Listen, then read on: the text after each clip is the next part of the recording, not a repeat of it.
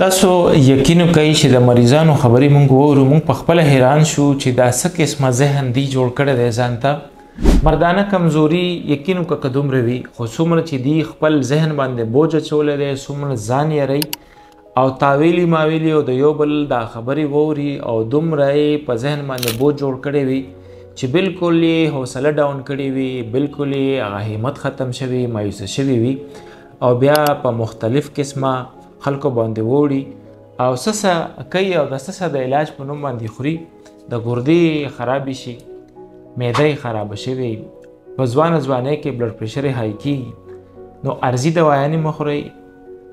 زه بار بار دا خبره کوم چې مردانه کمزورۍ نشته خو ستاسو حوصله او همت بایللي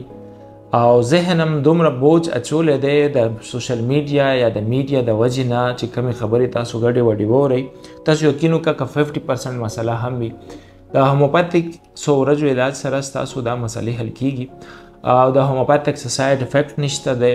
تاسو څه داسې دوايانې نه خورئ چې هغه ستاسو ګردې خرابې کړي معده هم خرابې شي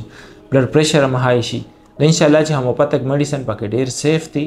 او په دې مسلو کې شرمېږئ مه چرته هم چې ښه هوموپاتیک ډاکټر وي او هغه صرف خالص د هوموپاتیک علاج کې تاسو هغې ته تللی شئ خپل علاج کولی شئ او د دې مایوسۍ نه او د دې انزایټي نه د دې ډپریشن کې چې تاسو د سیکس د مردانې طاقت د وجې نه تللی دا هر څه به واپس شي او ستاسو نارمل روټین به شروع شي د ژوند کې به هم خوشحالي راشي